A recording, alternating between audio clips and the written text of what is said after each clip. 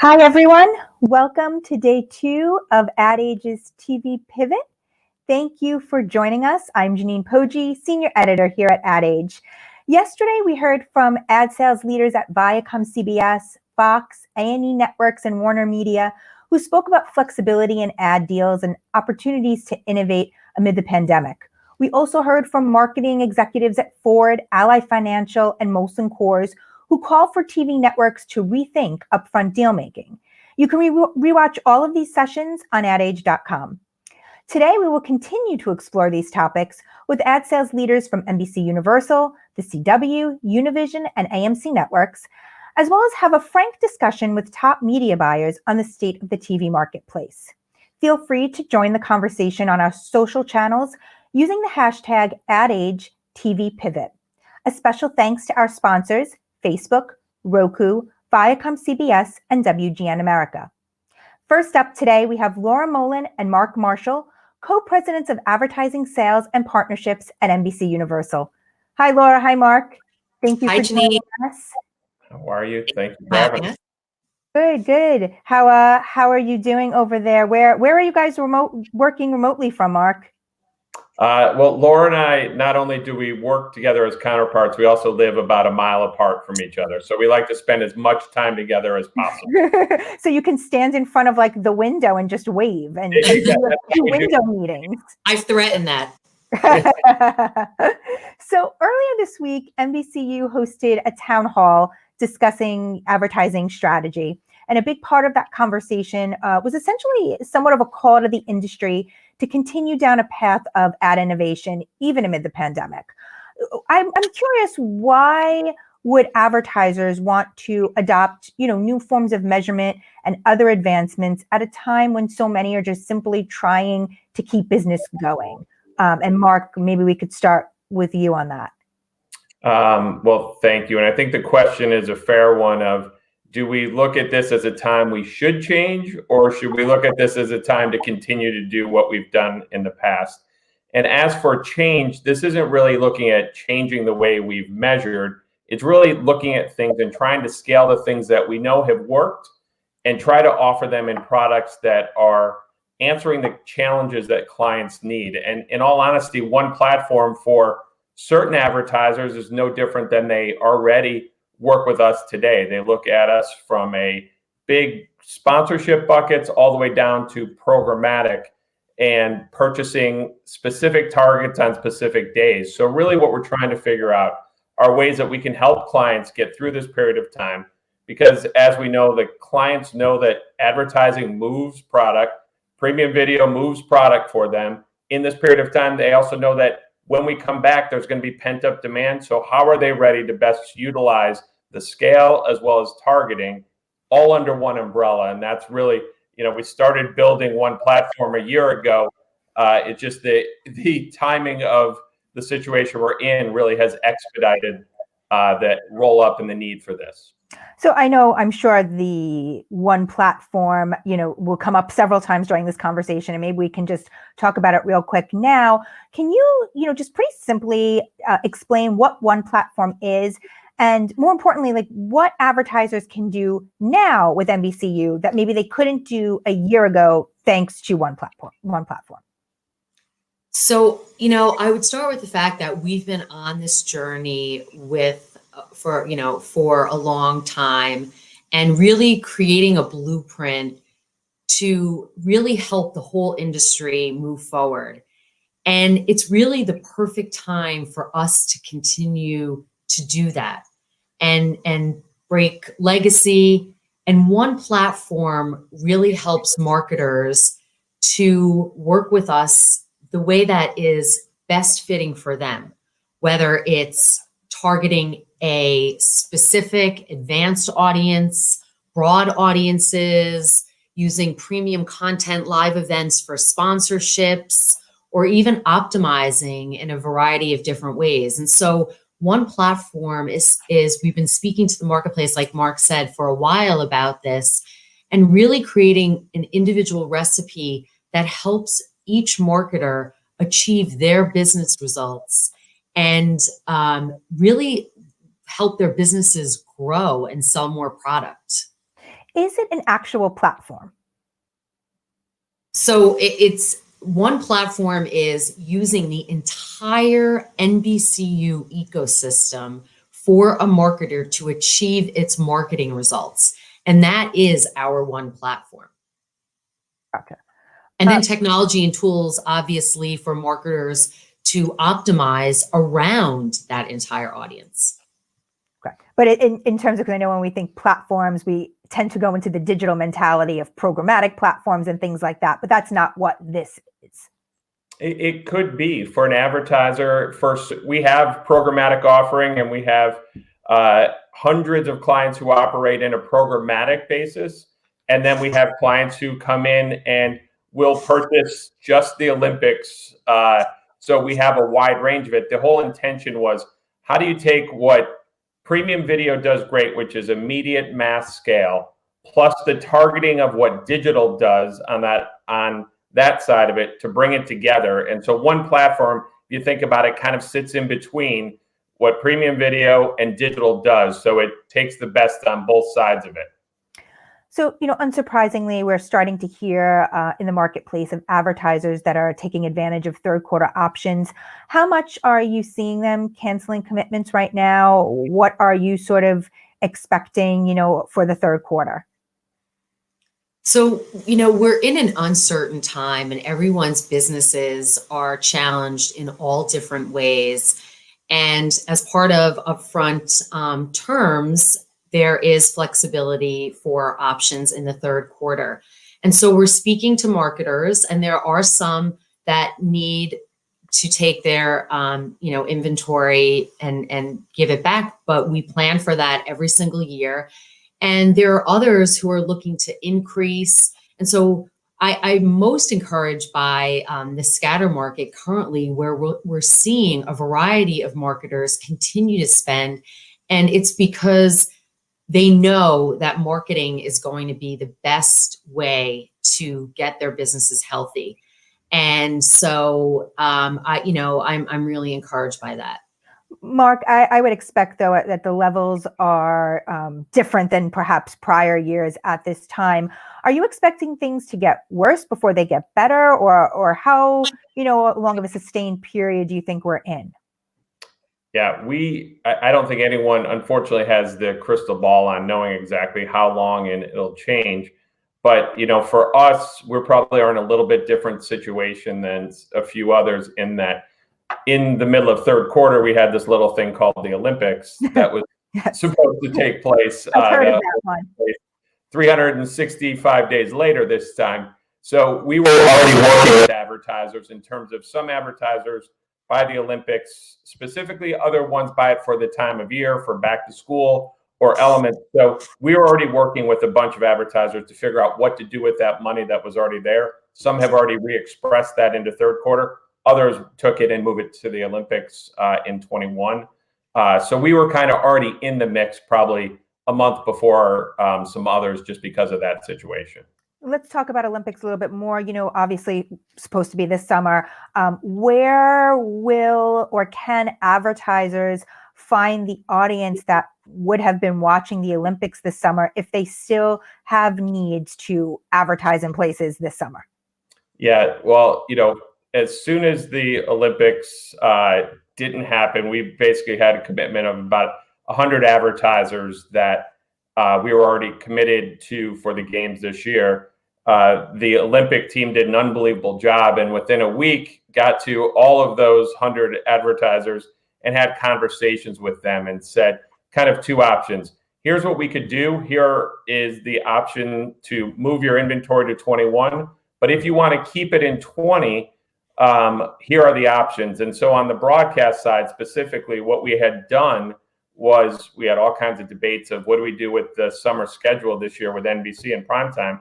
And we had kind of split the schedule in half. So America's Got Talent and World of Dance, we're going to start, take a 17-day pause, and then pick up again. So all we did was collapse it back together. So fortunately, the only show that we don't have in the summer that we normally do, which is Ninja Warrior, that one wasn't shot, but we just flip-flopped it with Titan Games in there. So the program that we have, and we program this summer very heavily across NBCU. So there's plenty of programming for those. It's just obviously not Olympic programming to that scale. Right. And speaking of sports in general, where can, where can brands find audiences who are typically, consuming sports at this point? Yeah, we went out with using our AdSmart technology to our sports advertisers who, if you look at it, we had NHL, Premier League, and golf were kind of the three big that were, and then combine that with the Olympics, went back out to people with where that audience could be found through our AdSmart technology in different programmings across the way. So shows such as everything from evening news to The Voice, based on what the targets were for the advertisers. So we went out proactively to let advertisers know where they could find that same audience. Obviously not 200 million people worth of it. Right. Take more years to get there, but that was the plan. Yeah, a lot more, right? To get to that 21. Speaking of like NFL, 21 million viewers, they released their schedule last week, of course, saying that September 10th is the date, for the season to come back. I've been talking to people in the marketplace. I think there's still a lot of skittishness about if that will actually be able to happen. What are the contingency plans if football can't go off as planned? I think you would see a very similar situation for us in particular of what we did with the Olympics, of providing options for other advertisers.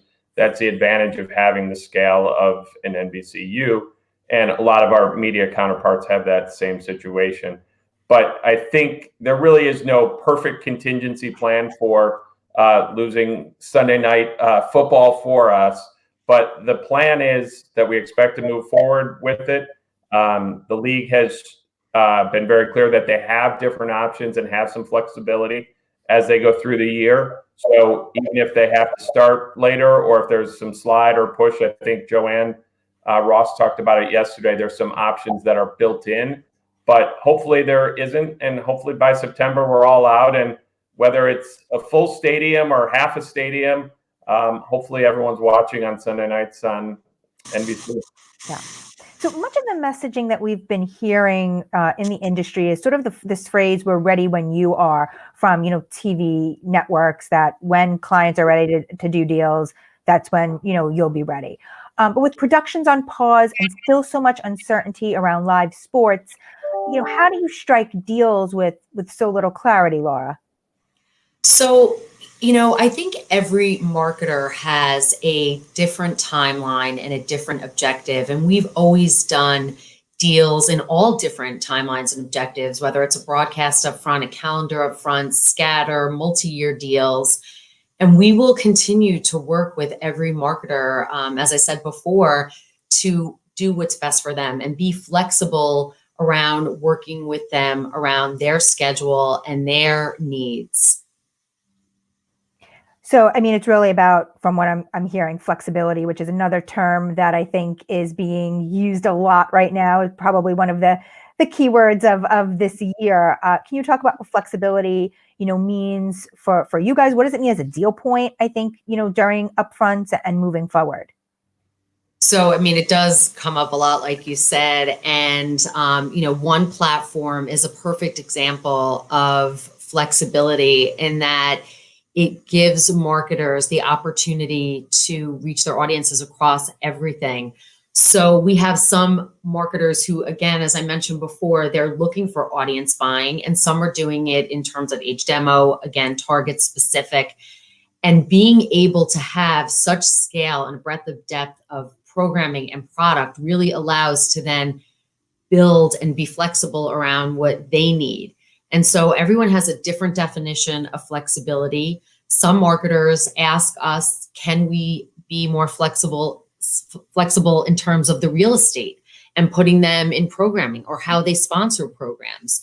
So, wanting to give consumers back more. And you saw that with Stay in Theater, which we did with Target. So there are so many different things. And I think having a company the size of NBCUniversal with everything from 2 broadcast networks, so many cable networks, and now Peacock really gives marketers an opportunity to build and be flexible in new ways that they've never been able to do before. Yeah, let's talk about Peacock for a bit. I know Peacock already has ad commitments in place, but are advertisers expressing concerns about their commitments to the streaming platform?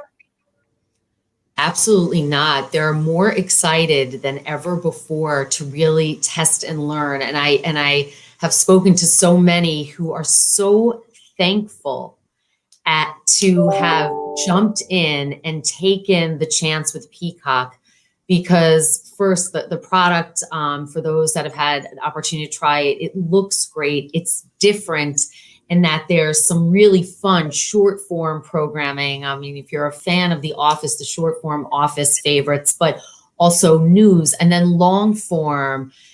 There's just so much on there, and also the commercial experience.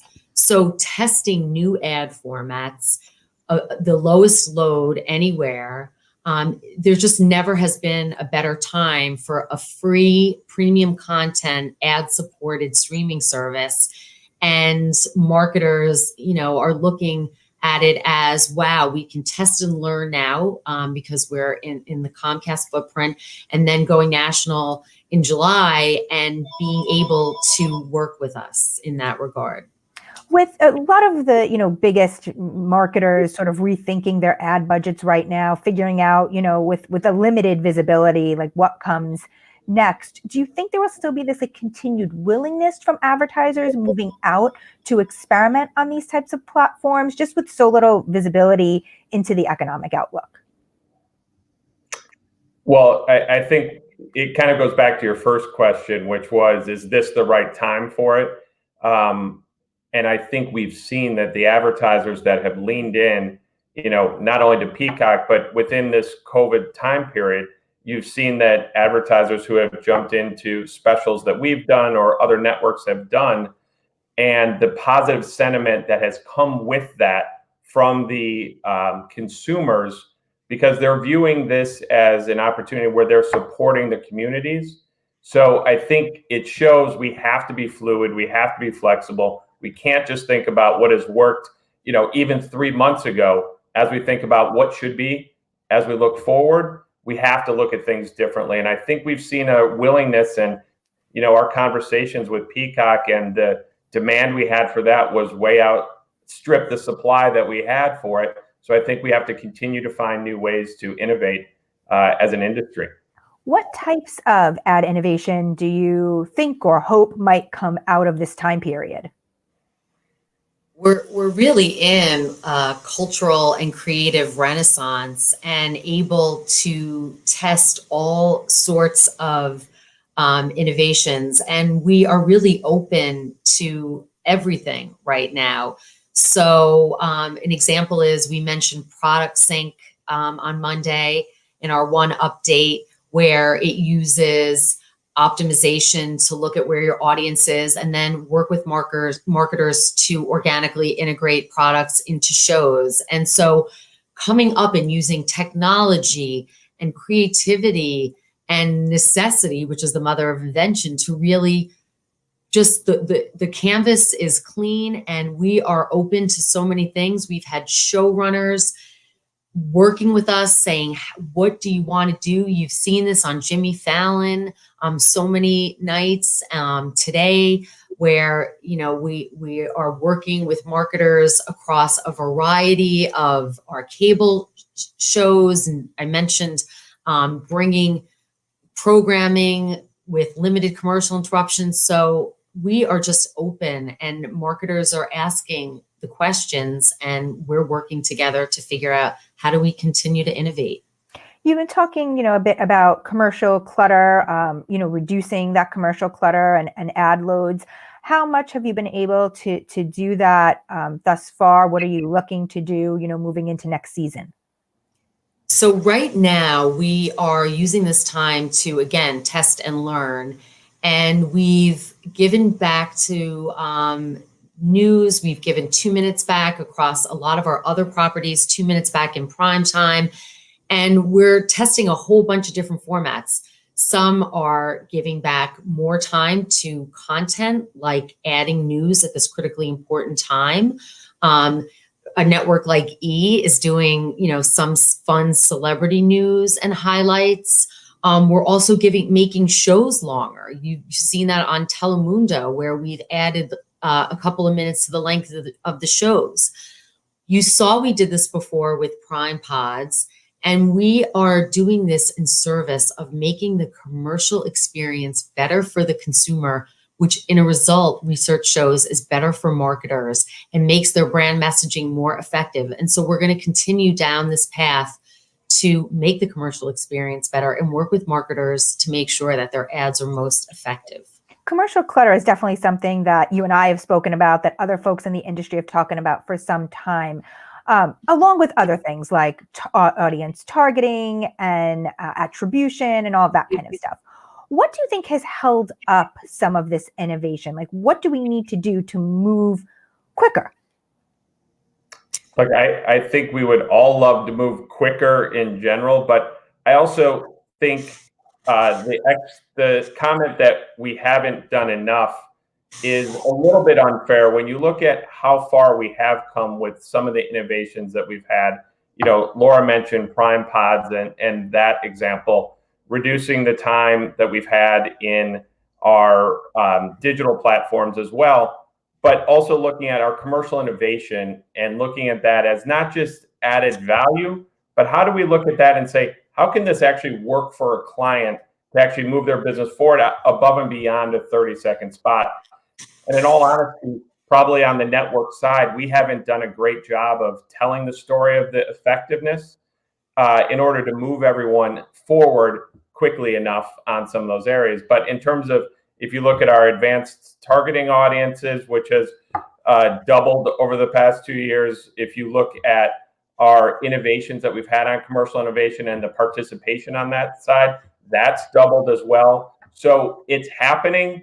Our attempt at one platform is to actually supercharge it and make it even happen quicker than it has for more advertisers. How about audience targeting, moving away from traditional demos? How much of that is currently happening? Do you see that picking up any more traction this year? We are working to really break legacy, because age demo buying has been the way that we've been doing it since the 1960s. And together as an industry, we need to come together and really measure impact and what's most effective. And so, yes, we are seeing marketers lean into optimizing for different results. And, what's interesting is you're seeing now the top advertisers have direct attribution built into their modeling, whether it's, Amazon or Facebook or, Google, any of the FANG companies. And so they're using premium content and they're using it in different ways and pushing the industry to get more sophisticated. And we really have been leading the industry in a lot of different ways to use audiences, whether it's open AP, putting our inventory into one pool, because we know that this is something that we need to all do together in order to break legacy and move to metrics that matter. So we had also, I know NBCU has focused on this. I know other, companies have as well, looking at the D2C marketplace and bringing in direct-to-consumer brands, into TV, brands that have typically relied more on digital or other forms of advertising. And we've definitely seen more of them coming into TV in recent years. What is that marketplace looking like now, during this time? Has that changed? Are we seeing those brands take a step back at this point? What are you seeing? As I mentioned before about the scatter marketplace, a lot of D2C brands are coming in because this is their moment. You take some of these food delivery services, whether it's packaging food and sending it,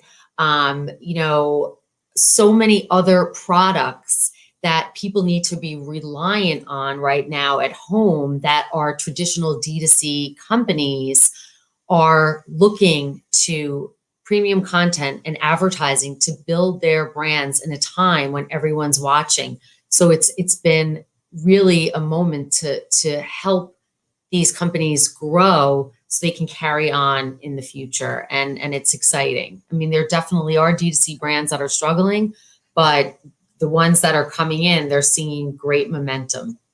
Do you think there would have been a bigger uptick in this category, previous to the pandemic? I know it is something that we probably 4 months ago would have been talking a lot more about. I'm wondering if that momentum, sort of changes at all. We have been working, we created a D2C group to work with this group, and we are continuing to invest in this area and being able to optimize. This is definitely a group of clients who lean into our Ad Smart product because they're not basing things on legacy. They're basing it on how do I get the most sales for my product right now? And so the more that we can help them achieve those results, the more they're going to lean in and invest because they know it works. And so I don't have a crystal ball, like Mark said before, to say whether or not, there's going to be more or less. But again, with this time of renaissance, brands can really step up and shine like they've never have before, and all bets are off for everyone. Mark, what would you say is the biggest challenge right now for NBCU, amid all of this? How are you guys sort of trying to navigate through this? Well, we're a little bit of a unique position in that not only are we one of the largest sellers of advertising, we're also one of the largest purchasers of advertising with Comcast. So when you look at us as a company, between the parks and studios have really had their challenges. But if you look at the broad base of what Comcast and NBCU are, our networks and our cable business, our cable business is having record usage, obviously, as we're conducting this call over broadband, and many of that on Comcast. So we're very lucky to be as broad based as what we are. But I think the challenge for all of us, and probably most on this call, is we all know we need to drive demand and we need to drive consumers into the stores, into the movie theaters, into the car dealerships. So coming out of this period of time, it's really going to be upon us to use all of the leverage and all of the scale that we have to actually turn that scale into customers for our clients as quickly as possible. So I think it's going to be a challenging but exciting 6 months, because I think the ecosystem, thankfully, going into this period of time, the economy was in a great place, but obviously we have unemployment at record levels as a result of it. The question is, how quickly can we drive people back into stores so they can rehire, create jobs, and get us back on track? And just to wrap things up, maybe one from each of you, what do you think might be the long-term impacts on the TV ad industry from the pandemic? So I think overall it's going to be very positive, because we really have been working toward how do we make advertising more effective for marketers. And we started that with, we had one team, one portfolio, one upfront, and now one platform. And this was, again, in service of ease of use for marketers. And we are continuing to create one new blueprint for the entire industry so that we can all move forward and best deliver results for marketers so their businesses can thrive with the biggest business outcome. And Mark, any last words?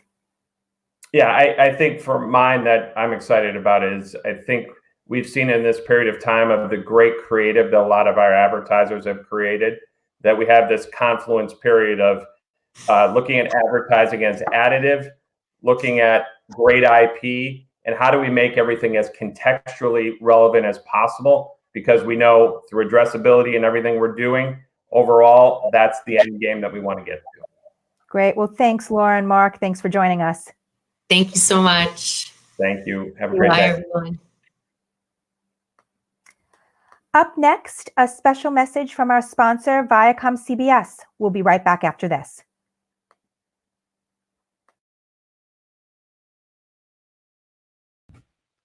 Hello, everyone, and welcome to another edition of In the Hot Seat. I'm Josh Golden, the president and publisher of Ad Age. I'm so excited to have with me David Lawenda, who is the executive vice president of sales and strategy for Viacom CBS. David, thank you so much for joining me today. Josh, it's great to see you and great to be with you today. I'm thrilled. Obviously, I know that I know you, David, but maybe not everyone knows what you've been doing for Viacom CBS, specifically now with the merger that happened. So maybe tell a little about your role and now what your responsibility is sitting over. Sure thing, Josh. So essentially, I run all digital sales for Viacom CBS. And if you don't know this, we're the sixth largest internet company in the U.S. today. We cover virtually every consumer touch point or passion point, everything from news, entertainment, sports, tech, gaming, music, kids, and family. And our scale in premium digital video is really unparalleled. We're as big as anybody in the marketplace. And just to put that into perspective, currently we reach 50 million unique video users every single month. And that's, across our native app. Well, of course, it's across All Access. It's across Pluto. It's across our native apps, and it's across our MVPD skinny bundles. And, essentially our footprint is as big as, like I said, anyone in the marketplace. We're as big as Amazon. We're as big as Hulu. And for me, I came back to CBS after a stint at Facebook, and I spent 14 years at Viacom back in the day from 93 to 2007. And across my career, I've literally sat on every side of the proverbial desk, if you will, from broadcast to cable to syndication to multicultural to digital to the platforms to mobile. I spent some time in local and national television and radio, and even a short stint on the agency side. But this is arguably my most important and exciting role in my career. Wow, David, I had no idea that you had an agency job. That's a great little piece of insight. Now I got to know about it. Well, not right now, but I'm going to find out more. So Joanne Ross, the Chief Advertising Revenue Officer for Viacom CBS, spoke yesterday quite eloquently about what's going on within the universe that now she oversees. And I'm just curious, was there something in particular that you thought was really salient that you wanted to bring up again to make sure you hit on to readdress this audience on today? Yeah, I do. So yesterday Joanne touched on the importance of streaming and how important that's going to be in our future. And arguably truly streaming may be the future. And if you listen to Bob Bakish's earnings call last week, Bob covered off a three-pronged strategy for Viacom CBS: studios, networks, and streaming. And I'm happy to say that I run the third prong of that strategy, streaming. So I'm super excited to go a little bit deeper on our streaming strategy and why it's so important for the company. That's terrific. So from your perspective, what trends are you seeing now that you feel will have a direct impact on buyers and brands and what they're seeing? Obviously, the pandemic has created this sort of enormous glut of people looking for content. I'm guessing that is probably the information you're seeing. Sure thing. So I'd say there are probably three big trends that are going on. One is the obvious one, right, which is cord cutting. And if you just look at the last 10 years, we've seen cord cutting grow by a multiple of 5x. And that is not that's not going to change anytime soon. That will continue to increase. But I'd say the other thing, and it's again maybe more of an obvious thing, but there is still a great demand for premium content. That hasn't changed, and that is only increasing. And better than anyone, demand for or video consumption rather is at an all-time high. It's never been higher than it is today. And I'd say the third trend that we're seeing is around AVOD. AVOD there proves that there is still a great demand for advertiser-supported content and free, and we're in that space with Pluto. Yeah, and it seems like it's the AVOD is I'm getting much more comfortable. I'm a recent cord cutter myself, and I've found myself I'm kind of getting comfortable with watching commercials again, which is kind of a little new. I'll tell you what, we're going to take a pause for just a second. We're going to be right back. We're going to take a look at what's happening this afternoon for programming. We'll be right back with David Lawenda from Viacom CBS.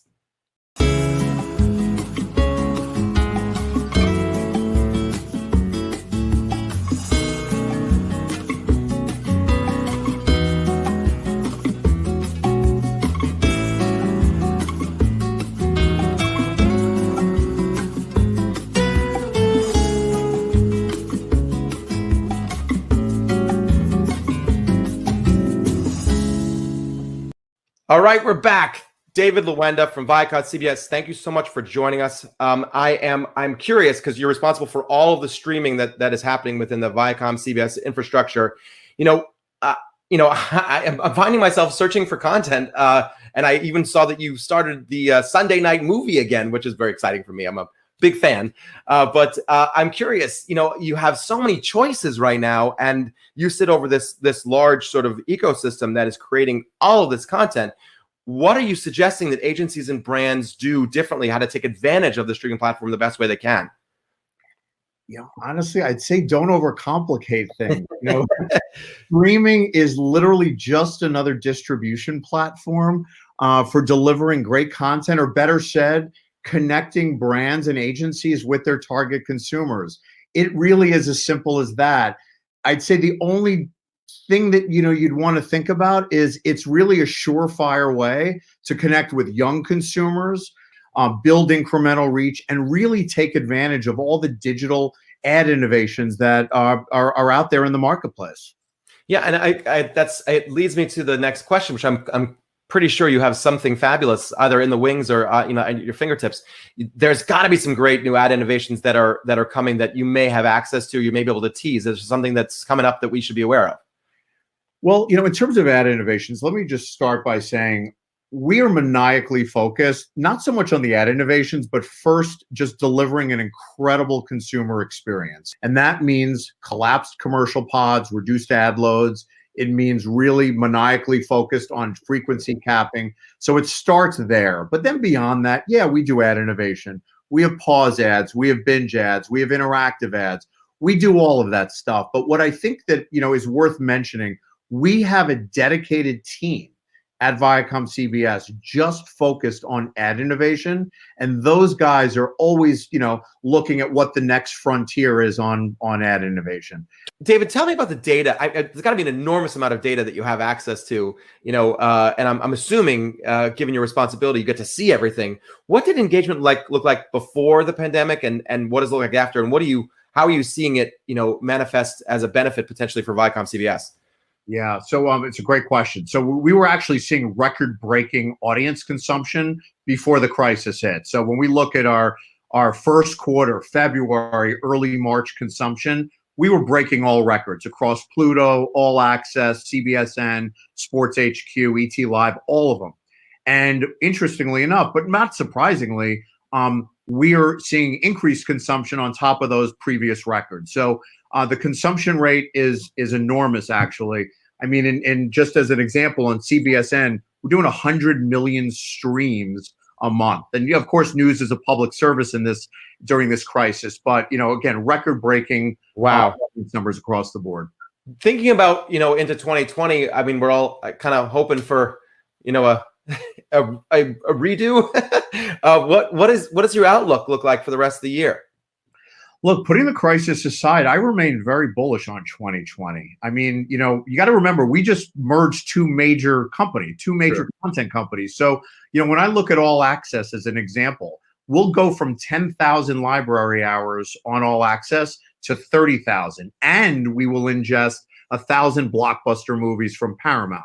So we're going to have a ton of great content to offer for the remainder of 2020. And by the way, our originals, our tentpoles, everything from Star Trek to Twilight Zone to The Stand. I mean, these are originals, big originals that are already produced in the can and ready to go. So we won't miss a beat in 2020 in terms of great content. And Pluto is the same type of story there. David, you did such a great job. Thank you for joining me in the hot seat. David Lewenda, the Executive Vice President of Digital Sales and Strategy for Viacom CBS. Wonderful job, sir. Thank you, Josh. Thank you. Yeah. Thanks, Josh and David. Next up, we have Kim Kelleher, President of Commercial Revenue and Partnerships at AMC Networks. Hi, Kim. Hey, Janine. Good to see you. Good to see you. Thanks for joining us. Thanks for having me. So this will be your first upfront at the helm of AMC Networks. Certainly an interesting way to start things. What's it been like navigating all of this during the pandemic? I guess you were in 6 months or so when New York had, start really working from home. Yeah. It's funny. I was thinking about that.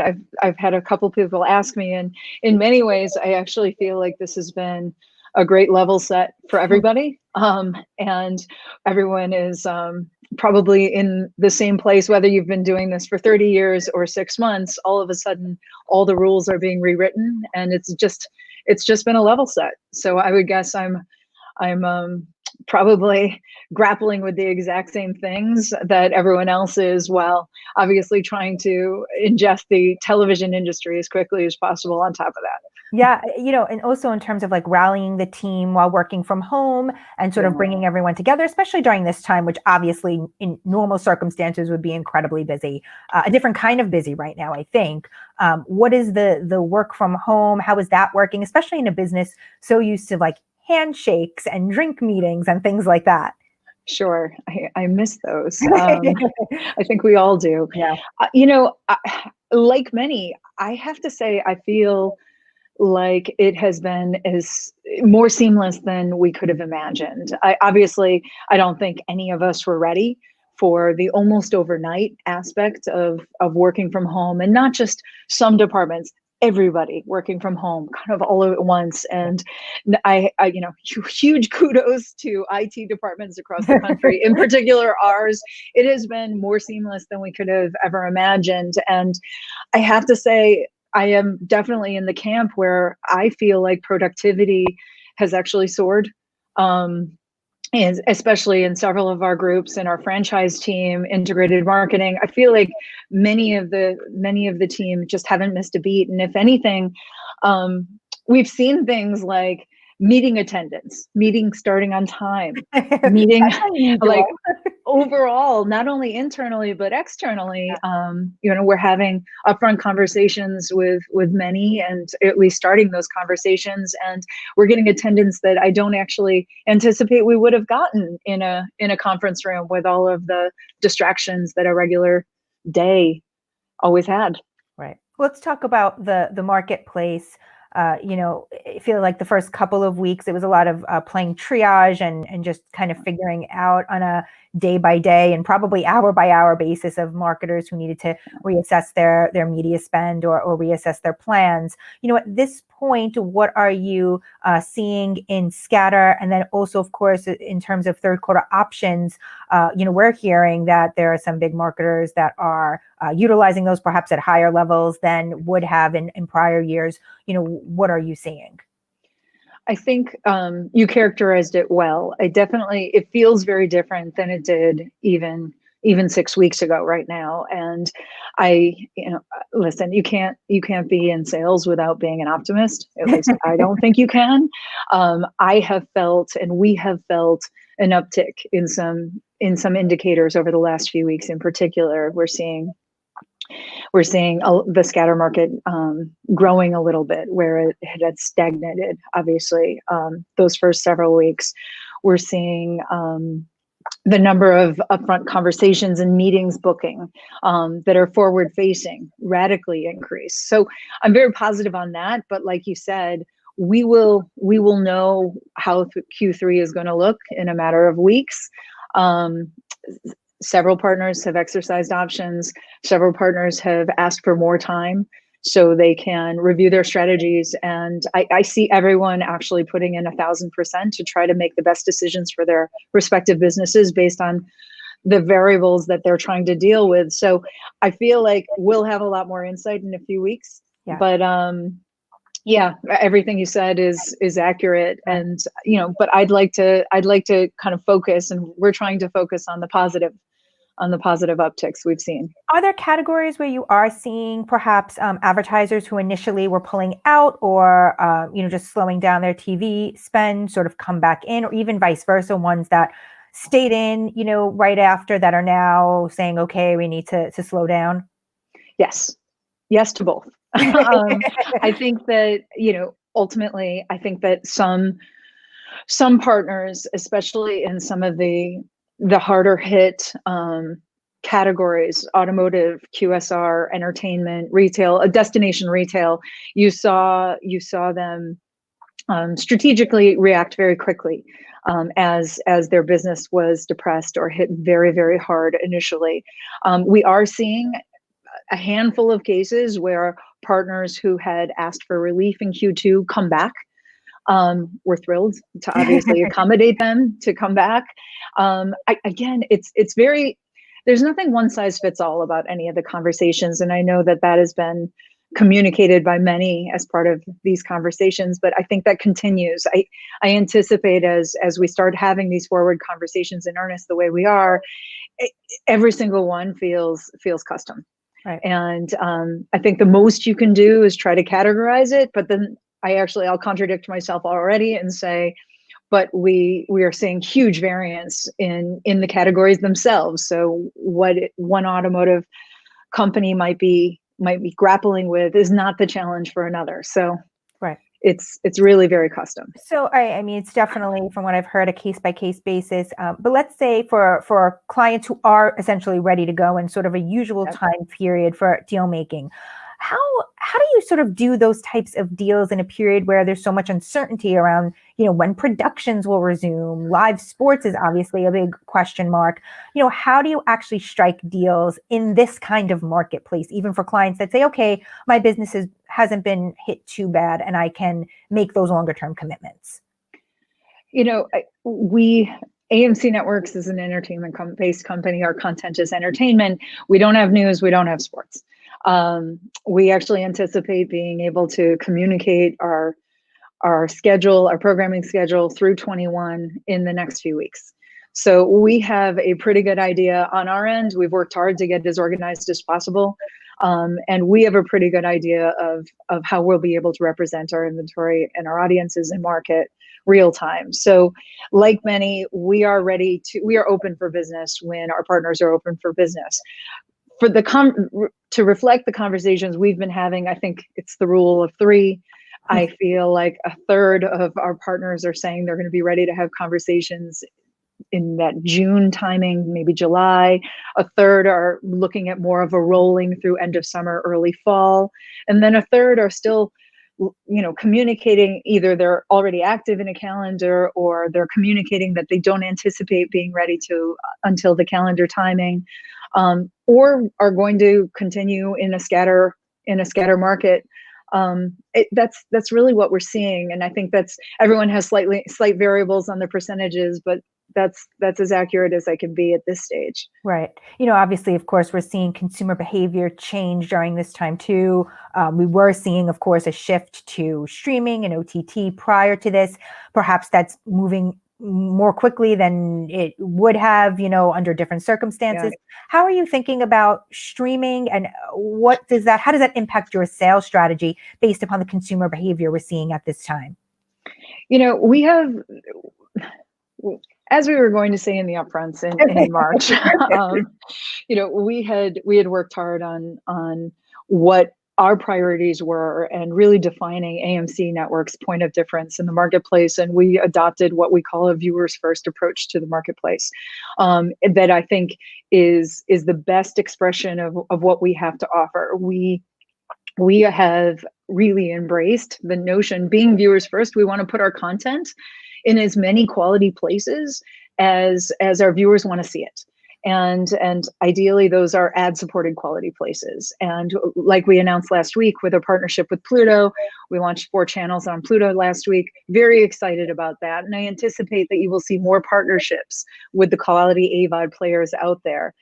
We're not confined by owning an AVOD ourselves. And unlike many networks who have made the decision to put their content behind walled gardens, we're still very much about building our digital audience and building those OTT audiences in the quality places and partnerships that we've been working to establish. So we're all in, and I think that following the viewers is something that we should do in earnest as an industry, and then making it accessible to our marketing partners to come along on that journey is really where we're focused. So for the content that AMC is putting on, various AVOD platforms, is that content an ad inventory that you then are selling directly to, advertisers? Can they package that in with the rest of AMC content? How are sort of the ad deals work in that world? Sure. I can't get into the details of any specific deal terms, but our goal is to represent our inventory and our key franchises and programming in a very convenient one-stop way. Ideally, all conversations will come through us as the team that represents the inventory. So that's our goal in these conversations, but it's going to be on a case by case as we work through the partnership contracts. Yeah, and one of now the keywords I think that we're hearing from everyone is flexibility. I knew you were going to say that. Yeah, how are you thinking about flexibility? How might it look as a deal point to negotiations this year, and kind of change moving forward from what it's been known as in the past? Yeah, I think, like everything, and it's not to kick the question. I think that flexibility is going to be defined differently by every partner you're talking to. And, I not to oversimplify it, but I boil it down this way. I think that there are AMC Networks business doesn't recover until our key partners business recovers. So what does that mean? I think it means that we've already seen a level of collaboration with many of our partners that I don't think we've ever achieved before. We're communicating real time. We know more about each other's businesses than I think we ever have. And my hope is, as we go into upfront conversations and future facing conversations, that level of collaboration continues. I tend to fall into the camp of hoping flexibility actually can be a good thing for both parties involved. And the early indications through the last couple months have been that it will. I think that we're both going to need, and any two parties coming together are going to need more flexibility in various spaces than they ever have. Yeah. How willing do you think marketers will be at this point to adopt like new forms of ad innovation? Is now a catalyst to help, move those ahead quicker? Or do you think it'll impede progress as businesses sort of just figure out like how do they just keep going at this point? I believe actually innovation is supercharging right now. I don't know, I think there's some new practices and new levels of collaboration and new ways of information sharing that are emerging out of this. I throw out an example. We had been so ready on March 16th to have early upfront, our upfront presentation. And when that was canceled, we realized we had done months of work and it was ready to be communicated and it was tabled. So we quickly put together a destination called Upfront Connect and put all of that material on this portal. And I have to say, I don't think if the world hadn't changed, we would have built a portal like that. It now has hundreds of our client and agency partners using it every day. And it's become this destination for real-time information and a hub of interactivity for people to interact with and get the information that they need from AMC Networks real time whenever they need it, whether they're working at 11 o'clock at night or 4 a.m, they can grab this. So that's a small, bespoke example of something that's worked incredibly well for us, but I actually think it's indicative of larger trends. I feel like our partnership conversations are moving even quicker. I don't know if it has something to do with what we talked about before with attendance and meetings and right. People not canceling and being very respectful of each other's calendars. But I feel like we are supercharged on the frontier, and I feel like the industry is so. That being said, do I think that every company is in the same place? No, not at all.